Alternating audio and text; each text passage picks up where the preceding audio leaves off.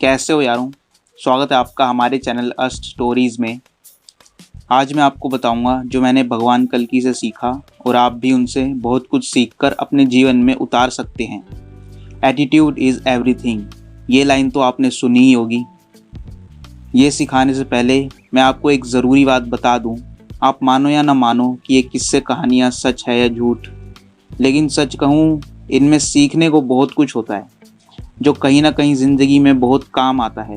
यहाँ पे मैं स्कूल और कॉलेज की रट्टू तोता वाली पढ़ाई की बात नहीं कर रहा, बल्कि उस ज्ञान की बात कर रहा हूँ जो आपकी सोच को विकसित कर दे। ये क्या कह रहा है अस्त, मतलब स्कूल और कॉलेज की पढ़ाई वेस्ट है? नहीं, पूरी तरह से नहीं। पढ़ाई का आपकी ज़िंदगी से लेना देना नहीं है, वो बस आपकी मेमोरी बढ़ाने के लिए होती है कि आप कितनी किताबें रट के कितने नंबर ला सकते हो, बस इससे ज़्यादा नहीं। सोच और मेमोरी ये दोनों अलग अलग हैं, इनमें फ़र्क होता है। ये पुरानी कथाएं सच हैं या झूठ, ये मानना आपके ऊपर है। अगर सच मानते हो तो भी आपको सीखना पड़ेगा, और अगर झूठ मानते हो तो सिर्फ कहानी समझ के सीख लो। वैसे ही जैसे कछुए और खरगोश की कहानी से बचपन में सिखाते थे, वो भी तो बस कहानी ही है, फिर भी बच्चों को सुनाते हैं ना, ताकि उनका ब्रेन डेवलप हो। आप में भी भगवान कल्कि की तरह सीखने की लगन होनी चाहिए। भगवान ने 64 कलाओं में महारत हासिल करी है। 64 कलाएं कम नहीं होती। अब बात कर लेते हैं स्किल्स की, भगवान की नहीं, इंसानों की स्किल्स की। कलयुग में आपको कोई भी काम गहन अध्ययन और सोच विचार के बाद ही शुरू करना है, क्योंकि कलयुग में कोई किसी का नहीं है। बाहर वालों से तो बाद में, पहले अपनों से ही लड़ना पड़ेगा। जैसे कली पुरुष ने सभी इंसानों को उनकी दुष्ट इच्छाओं को पूरा करके अपनी तरफ कर लिया और सोचा ये कल्कि अपने भक्तों को थोड़ी मारेगा। मन ही मन मुस्कुराया और भगवान कल्कि पर हंसने लगा और कहा, मैं सबका काल हूँ, मुझे कोई नहीं मार सकता। अरे ओ कल्कि, खुद को भगवान कहता है, तेरे भक्तों के आगे ही तुझे मारूंगा, लेकिन उससे पहले तुझसे लड़ने के लिए तेरे ही इन भक्तों को आगे कर दूंगा।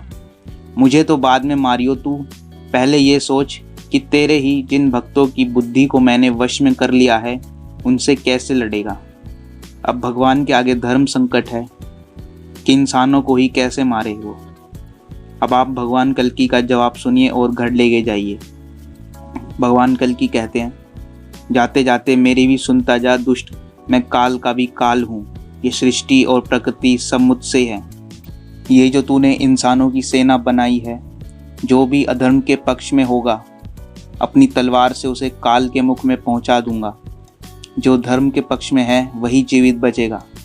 जब अपने ही धर्म विरुद्ध हो जाएं तो उनका खात्मा करना ही धर्म है। द्वापर में अर्जुन के हाथों मैंने धर्म स्थापना करवाई थी, लेकिन अब मैं स्वयं तुम सबका संहार करूंगा। जहाँ तक भागना है भाग ले, तुझे पाताल से भी ढूंढ निकालूंगा। इतना सुन के कली पुरुष की फट के हाथ में आ जाती है। ऐसा ही एटीट्यूड होना चाहिए हम सबका। जब सारी दुनिया खिलाफ हो जाए तब भी उनसे लड़ने का जज्बा खत्म नहीं होना चाहिए। अंत में आपसे इतना ही कहूँगा कि जैसा कि भगवान ने द्वापर में कहा है, धर्म की रक्षा करने के लिए छल करना आवश्यक है, क्योंकि छल का आशय यदि धर्म है तो छल भी धर्म है।